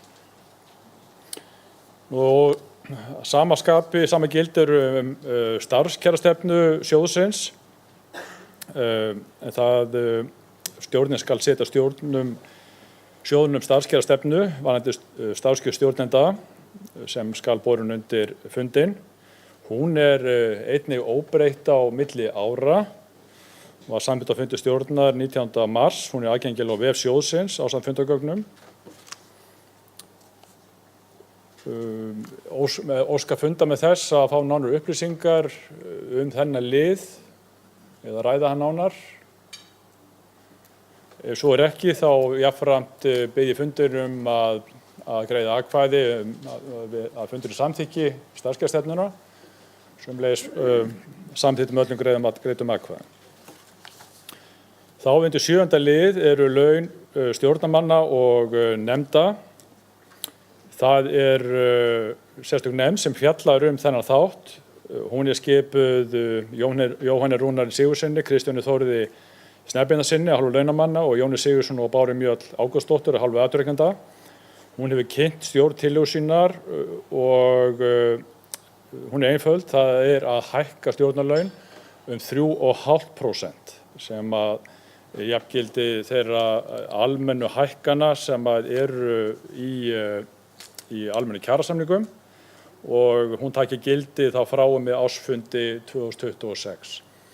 Þarna tölurnar, almennu stjórnarlaunin hækka þarna rétt ríflega 5.000 krónur á mánuði með þessari hækkun og síðan eru varaformaður og formaður með ákveðið hlutfall af þeirri tölu. Þannig að það óþarfi en aðri liður eru rauninu óbreyttir meðal annars þeir liðir sem eru hér neðar á síðunni. Þannig að þetta einungis tillaga hækkun stjórnarlauna 3,5%. Ég gef orðið laust ef menn vilja spyrja nánar út í þessa hækkun. Ef svo ekki, þá leyfi mér að bera þessa tillögu undir atkvæði fundarins, gerðu svo vel að gefa merki, samþykkt með öllum greiddum atkvæðum. Næsti liður á dagskrá stjórnarkjör samkvæmt grein 5.1 og eins og þið þekkið að þá það annars vegar kjörfundur Birtu, þar sem fulltrúar launafólks kjósa sína fulltrúi í stjórn. Og svo jafnframt eru fulltrúar SA skipaðir með tilkynningu og hér eru þau nöfn sem liggja það fyrir komandi ár, eitt eða fleiri og aðalmenn eru til 2008 hálfu launamanna, það Hafliði og Díana Hrönn og til 2007 Jakob og Bára Laxdal. Og varamenn eru Garðar Garðarsson til 2007 og Unnur Ósk Eggertsdóttir til 2008. Nú fulltrúar Samtaka atvinnulífsins að það eru Þóra og Skúli sem eru til 2008 og Sigurður og Ólöf Linda til 2007. Og varamenn eru Kristján Sveinbjörnsson til 2028 og Guðbjörg Guðmundsdóttir til 2027. Þetta þá niðurstaða af tilnefningum þeirra sem að sjónum standa. Þá komið að kjöri endurskoðanda og Jóhann Óskar Haraldsson hjá Deloitte hefur verið endurskoðandi Birtu og stjórnin að fenginu umsögn endurskoðunarnefndar leggur til að hann verði endurkjörinn. Jóhann óskar þess að taka fram að hann ekki á þessari mynd. Þetta mjög alveg, ég sé myndaðan maður, þetta mjög alvarlegur maður. Hann í salnum eða? Nei. En hafði gerð tillaga það að hann verði endurkjörinn, óska eftir því að fundurinn staðfesti þá tillögu, gjör svo vel. Samþykkt með öllum greiddum atkvæðum. Þá það 10. liður sem skipan endurskoðunarnefndar að það eru ákvæði ásetningarlögum sem kveða á starf endurskoðunarnefndar og ef að utanaðkomandi aðilur í nefndinni þá ber ársfundi samkvæmt lögunum að tilnefna þá í nefndina. Og stjórn sjóðsins leggur til að eftirfarandi aðilar verði tilnefndir. Það Vilhjálmur Egilsson sem var upphaflega skipaður starfsárið 23-24 og svo Katrín Gústafsdóttir sem þá nýi nefndinni að tillögu stjórnar. Hún viðskiptafræðingur, hefur starfað frá 2016 sem fjármálastjóri Borgarleikhússins en hún hefur víðtækari reynslu en það sem hún starfaði hjá Pricewaterhouse á Íslandi og London 2008-2016. Jafnframt auk þessara tveggja að þá hefur fulltrúi frá stjórn setið í nefndinni síðustu starfsár sem heimild samkvæmt ásetningalögum og starfsreglum sem það gilda. En þetta jafnan liður sem að ber að gera grein fyrir einhverjar spurningar hvað þennan lið varðar. Ef svo ekki þá óska eftir því að fundurinn gefi sér samþykki fyrir þessari tillögu og jafnan samþykkt með öllum greiddum atkvæðum.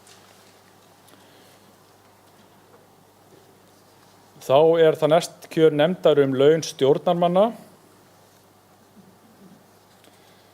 og samkvæmt samþykktunum að þá skal skipa nefndina til 4 fulltrúum. Þeirra nöfn eru ekki hér. Ég var svo sem búinn að lesa þetta upp að hverjir sitja í dag í nefndinni en það þannig að skipunartíma þessara nefndar lýkur nú á loknum þessum ársfundi og þeim færð þökk fyrir sín störf. Og það hefur borist tillaga frá Samtökum atvinnulífsins það að Alexander Kristján Guðmundsson og Jóhanna Klara Stefánsdóttir kom inn fyrir hönd atvinnurekenda en það sem að fundur fulltrúa launafólks fer fyrst fram í júní að þá liggja ekki fyrir þeir fulltrúar en nöfnin verða þá bara birta á heimasíðu Birtu þegar heildin liggur fyrir að hálfu atvinnurekenda og launafólks. Þá komið að liðnum önnur mál. Það ber samkvæmt samþykktu sjóðsins að koma fram með tillögur með viku fyrirvara, viku fyrir ársfund. Ef það eru sérstakar tillögur sem fundurinn þarf að taka afstöðu til, þær bárust ekki.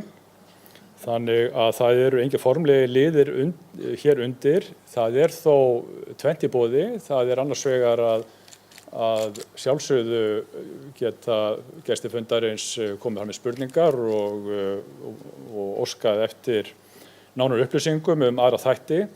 En það eru einnig hér búið að minnast á þessa forathugun varðandi hugsanlega sameiningu lífeyrissjóða, sameiningu Birtu og lífeyrissjóðs verslunarmanna og það svona tillaga að gera stuttlega grein fyrir þeirri forathugun. Og það eru meira að segja komnar hér glærur. Það Bjarni sem ætlar að taka það að sér? Já, gert ráð fyrir því. Gerðu svo vel, Bjarni. Það brugðið svolítið við að heyra þetta. Já. Við aðtökum hvað þetta margar, 1, 2, 3, þetta allt og margar. Já, við förum hratt yfir sögu þarna. Það ekki? Jú. Nú, góðu fundarmenn, eins og þið heyrðu hér þá hefur staðið yfir svona viðræður og forathugun hugsanlega sameiningu Birtu við lífeyrissjóð verslunarmanna og það eru auðvitað fjölmargir þættir sem þarf að skoða við sameiningu lífeyrissjóða og fjölmargt sem kemur það til athugunar og það eru mikið af því eitthvað sem ég hef ekki meira að vita á en hver annar og bara minna en margir. En það sem ég hef svona komið að þessu að skoða nú aðalega svona að velta fyrir mér hvort að sjóðfélaga hóparnir, þar að segja sjóðfélaga verslunarmanna og sjóðfélaga Birtu, hversu líkir eða ólíkir þeir eru og hvaða áhrif það gæti haft á réttindaöflun í sjóðnum. Og bara svona kannski aðeins örstutt sameiningu lífeyrissjóða að sameina áunnin réttindi tveggja sjóða, það yfirleitt ekki neitt sérstakur vandi. Það eina sem að lagatextinn uppáleggur okkur það að það má ekki skerða réttindi neins sjóðfélaga við sameininguna og þetta hefur verið túlkað þannig að við sameiningu þá þurfum við tryggingafræðileg staða að vera eins. Það að segja að það sé ekki verið að bæta stöðu annars hópsins á kostnað hins. Og þetta í sjálfu sér bara, getum við sagt, handavinna að ganga úr skugga þetta. Það þarf þá að yfirleitt þetta þannig að fólk heldur bara sínum áunna rétti og það þá bara spurningin að skoða hvaða ákvæði gilda réttindin í hvorum sjóðum sig og með séu sammálum að þetta sé réttilega metið og síðan bara þá þarf að jafna þessa stöðu á eignum og réttindum í hvorum sjóð fyrir sig. Þannig að þetta yfirleitt aldrei neitt vandi. Það sem kannski meira spurning já, svo kemur hérna, ég veit ekki að fara já, en þið hafið kannski þá annað sem þið hafið heyrt minnst á og það vangaveltur breytingar á örorkutryggingarkerfi landsmanna. Það að segja að það verði fært yfir í einn sjóð, það verði ekki í hverjum lífeyrissjóðum sig, heldur verði einn sjóður sem að sjái þetta fyrir alla. Og því myndi þá fylgja að örorkuskuldbindingum yrði létt af lífeyrissjóðunum og þá myndi verða þarna eitthvert fjármagn til þess að nota í aðra hluti og þessir aðri hlutir eru þá að auka elli og makalífeyrisréttindi. Og ef að af þessu verður, þá verður þetta mismunandi há fjárhæð sem losnar í hverjum sjóðum sig vegna þess að örorkuskuldbindingarnar eru misháar. Og þannig það nú með Birtu og verslunarmenn að þetta ekki alveg sama hlutfallið, þannig að þetta myndi valda svona mismunandi breytingum í hvorum sjóð og þess vegna myndi það skipta máli hvort að þessi sameining væri áður eða eftir að þessi hugsanlegi örorkusjóður yrði til. En þetta nú svona kannski eitthvað sem á eftir að koma betur í ljós. En það sem þarf kannski aðalega að skoða það þetta með framtíðar réttindaöflunina. Hvernig verður réttindaöflunin eftir sameiningu? Sá sjóður sem myndast, mun hann geta veitt sömu réttindi og gömlu sjóðirnir meiri eða minni. Og hvað það sem að ræður nú einn af þessum réttindaöflun í hverjum sjóð? Jú, það fyrsta lagi skiptir máli hversu mikið af konum og körlum. Vegna þess að það svona eitt af því sem að reikniíkönnun segja okkur það að það heldur dýrara að búa til lífeyrisréttindi hjá konum vegna þess að þær eru langlífari og hafa þar að auki heldur hærri örorkutíðni. Síðan það bara spurningin örorkutíðnina. Þetta sjóðir sem hafa svipað á örorkutíðni eða hún mjög mismunandi? Og síðan náttúrulega kemur til þegar að við getum sagt að sameiningin hafi orðið, þá getum við séð fyrir okkur einhverja hagræðingu, lækkun á kostnaði sem myndi þá bæta stöðu í báðum sjóðum. En þetta verðum við þá bara að reyna að vega saman og svona, það það sem ég hef verið að reyna að reikna, bara að skoða þetta, væri þetta, hægt að segja að annar sjóðurinn sé með hagstæðari samsetningu heldur en hinn og hversu miklu munar þetta. Það ein leið væri svo að bara bera saman réttindatöflur sjóðanna, það eiginlega ekki góð leið í þessu tilviki vegna þess að Lífeyrissjóður verslunarmanna, hann birtir bara eina réttindatöflu fyrir alla fæðingarárganga en Birta með eina töflu fyrir hvern fæðingarárgang. Þar að auki þá mismunandi staða á framtíðinni hjá þessum sjóðum. Verslunarmenn voru með neikvæða stöðu 2,5% en Birta með jákvæða stöðu 3,4% sem þýða það sko að í Birtu væri hægt að auka réttindaöflunina í sjálfu sér frá því sem nú en ekki hjá verslunarmönnum. Nú svo hérna ein mynd sem á nú bara að svona verið að skoða í lauslega hvernig örorku byrðin skiptist hjá sjóðunum.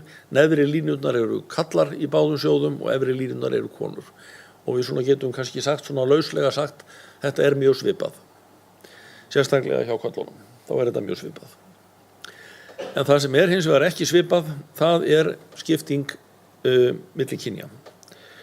Og það held ég hafa nú reyndar komið hér fram hjá formanni í upphafi að það það bil 90% af iðgjöldum í Birtu frá köllum. En hjá verslunarmönnum þetta ekki nema 52%. Og þetta gerir bara tölverðan mun svona hvað varðar réttindaöflun og þetta nú bara aftur þessi munur sem á skiptingu milli kalla og kvenna. En það sem maður getur þá bara gert það að prófa að reikna réttindatöflur fyrir sjóð sem annars vegar settur saman eins og Birta og hins vegar eins og verslunarmenn. Og það sem svona útreikningar virðast nú sýna það að þetta hallar tölvert á verslunarmenn. Það að réttindaöflun í Birtu getur verið tölvert mikið meiri heldur en hún hjá í sjóð sem settur saman eins og verslunarmenn. Þetta svona kannski eitthvað það bil svo við bara tölum nú gróflega eitthvað kannski eins og 5% eða eitthvað svoleiðis. 5% meiri réttindaöflun sem gæti verið í hóp eins og Birtu heldur en hjá verslunarmönnum.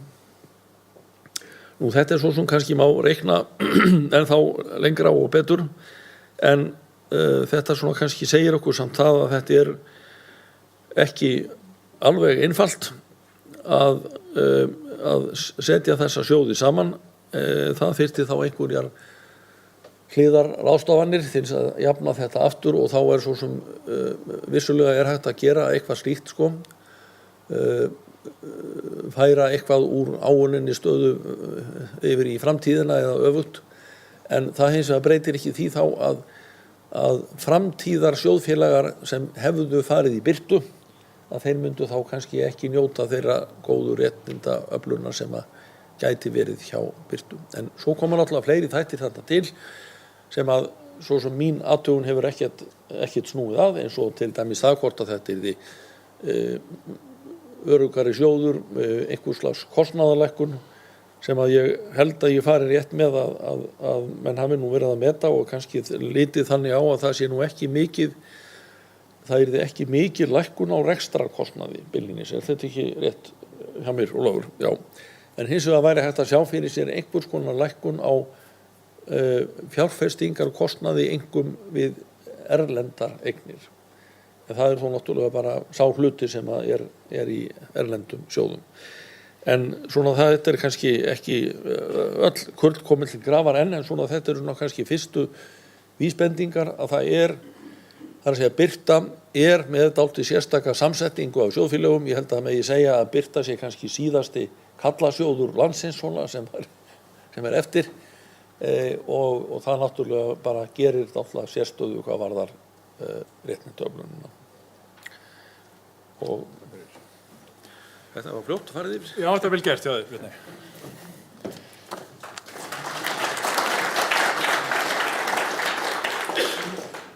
Já, það stóð nú ekki til að vera með sérstakar umræður þennan lið, ljósið þess að þetta einungis frumathugun og mikil vinna eftir og ekkert að svara öllu spurningum.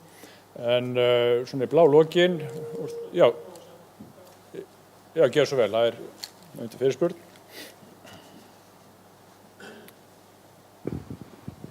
Það var nú ekki þetta framlag Bjarnar hér sem var mjög gott og mjög þarft og tímabært ef að menn hafa áhuga að setja það strax inn í fulltrúaráð, annars vegar launþega og hins vegar atvinnurekenda til frekari skoðunar. Og þau batterið þurfa að taka til hendinni ef að þetta á að halda áfram. Svo athugasemd sem ég ætlaði að gera hérna varðar það að ég tek eftir á þessum fundi, þá hefur atvinnurekendum verið úthlutað rauðum seðlum en launþegum bláum.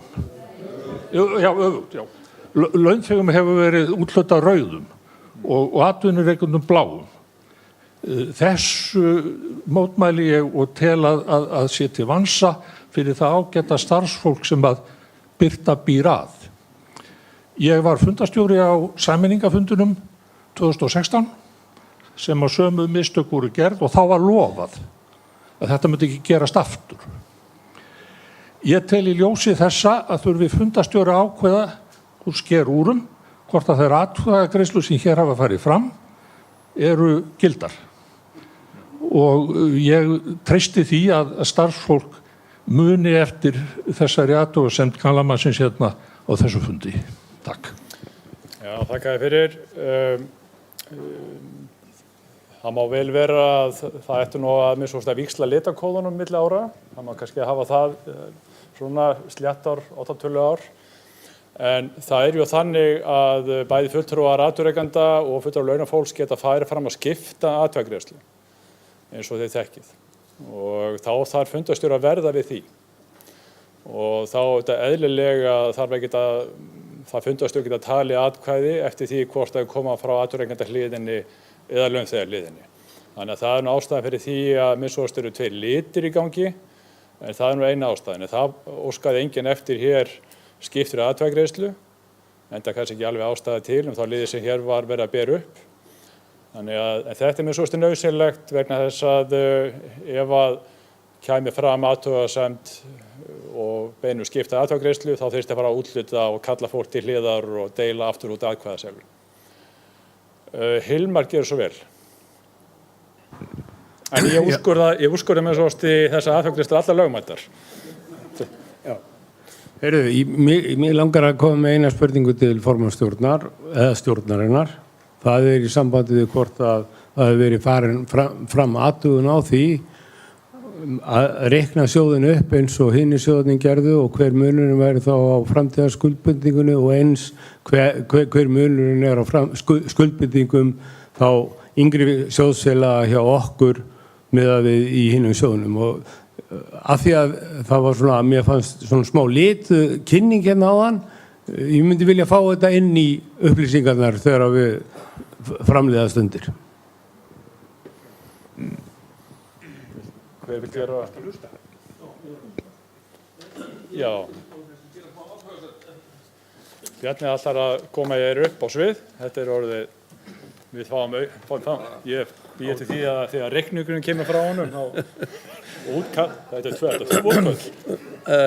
Sko ég held að í fyrirspurn Hilmars gæti nokkurs misskilnings og að halda að uppreikningur eða það sem að ná verið væntanlega þessi aldursbundna skerðing sem ekki hefur farið fram hjá Birtu að hún hafi eitthvað að gera með framtíðar réttindaöflunina. Það hefur hún ekki. Framreikning, hvaða framreikning?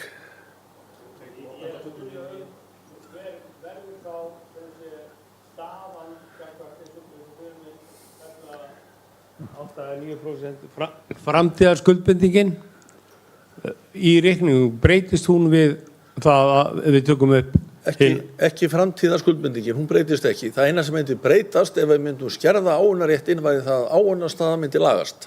Já. Og hún þá væntanlega meira að segja betri en hún hjá hún gæti orðið betri en hjá verslunarmönnum. Þá svarið komið.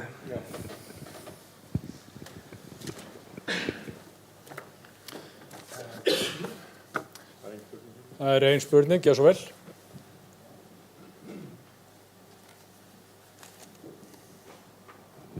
Það að vísu fleiri en einn. Fyrst langar mér aðeins að mér stóð skrítið þegar eru greitt atkvæði og ekki leita mótatkvæða. Það bara sagt samþykkt með öllum greiddum atkvæðum án þess að leita mótatkvæða. Og það var svo næsta spurning eða ég kom hérna og ég bjóst við að eitthvað yrði sagt play. Af því að það ég nú bara venjulegur eftirlaunaþegi, en ég hef heyrt mikla umræðu Birtu og play svona út undan mér. Kannski ég svo eini sem ekki hefur fengið einhverja skýringu af því að flesti hérna eru einhvers staðar annar staðar í hierarkíunni sem þeir hafa kannski heyrt þetta. Svo hef ég mig líka heyrt það að stjórnir lífeyrissjóðanna hafi látið gera einhverja könnun þar sem að birta kom rosalega illa út úr. Kannski það bara mýkt misskilningi, en mér langar til að fá svar við því. Og síðasta atriðið er mikið mál að senda sjóðfélögum póstsambandi við ársfundin. Fundarstjórinn sagði að þetta hafi verið rétt staðið á auglýsingu. Ég sá enga auglýsingu, en ég vissi hvenær fundurinn yrði, svona nærri því, þannig að ég skoðaði bara inn á heimasíðunni og sá að það, en ég sá enga auglýsingu. En mikið mál að senda póst á sjóðfélag? Þá kannski kæmu fleiri svona ellilífeyrisþegar þegar eins og ég, vegna þess að okkur ellilífeyrisþegum þykir ekkert betra en að fá fríar veitingar. Play fór á hausinn og við töfum fullt af peningum. Já, ég get svaraði með atkvæðagreiðsluna til að byrja með. Fundarstjóri veit að það eru 60 atkvæði í salnum og eins og með ásækningin, ef ekki eru gerðar neina athugasemdir beint við ásækningin og það farið upp eftir sjónmat fundarstjóra svo til 60 seðlar að þá telst það samþykkt. Þannig að óþarfi að kalla sérstaklega eftir einhverju sem engar athugasemdir hafi verið gerðar við, hvort einhver felli ásetningin.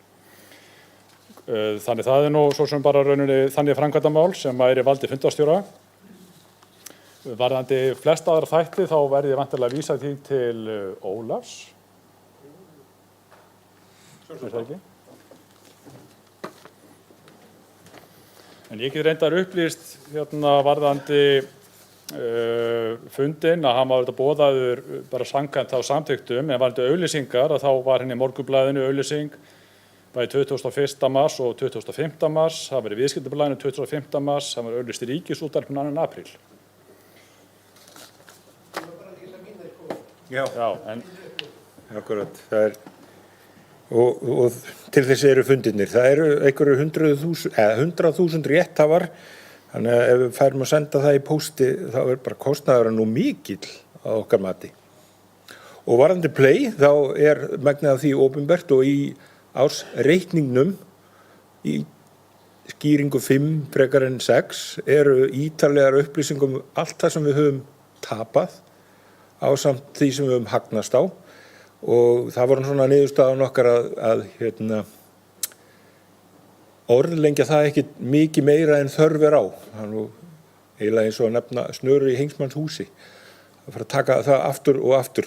En allt þetta opinbert, allt þetta í ársreikningunum og vonandi skýrir það eitthvað. Mér langar að, vilt þú? Já, ok.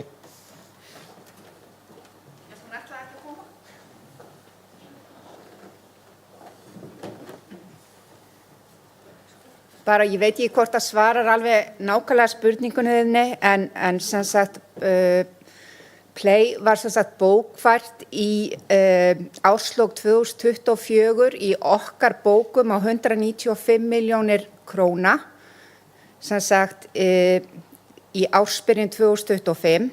Við bætum síðan við fjárfestinguna á árinu í breytanlegu skuldabréfi sem var upp á 265 milljónir og það ekki útséð það en þá hvort við fáum eitthvað upp í þá kröfu og það eitthvað svona kannski sem við þurfum að ganga á eftir og fylgjast með á næstu mánuðum. En þegar við setjum þessar tölur í samhengi við heildareignir Birtu í árslok 2025 að þá 0,07% að ræða. Nú öll fjárfestingin, ef ég tek alla fjárfestinguna saman sem var upp á sirka 2 milljarða, að þá að ræða 0,29% af heildareignum Birtu. Og ég ekki að gera lítið úr því, ég bara að segja þetta eru tölurnar. Já, Ólafur, hérna mun aftur koma upp. Halda áfram að svara, gjör svo vel. Já, ekki svara.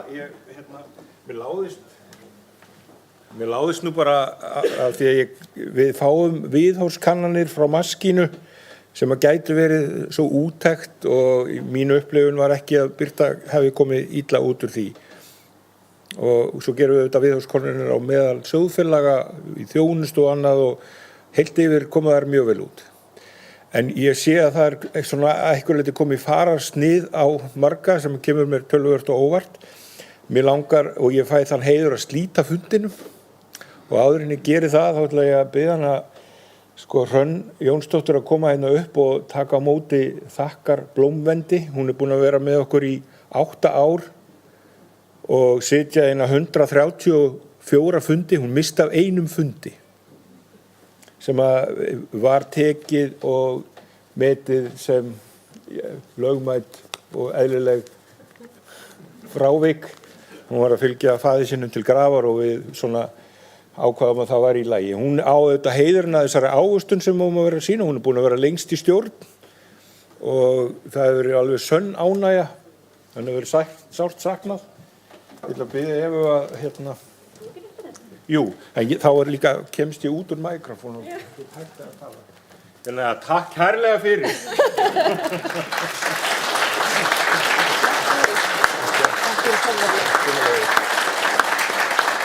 Takk fyrir mig.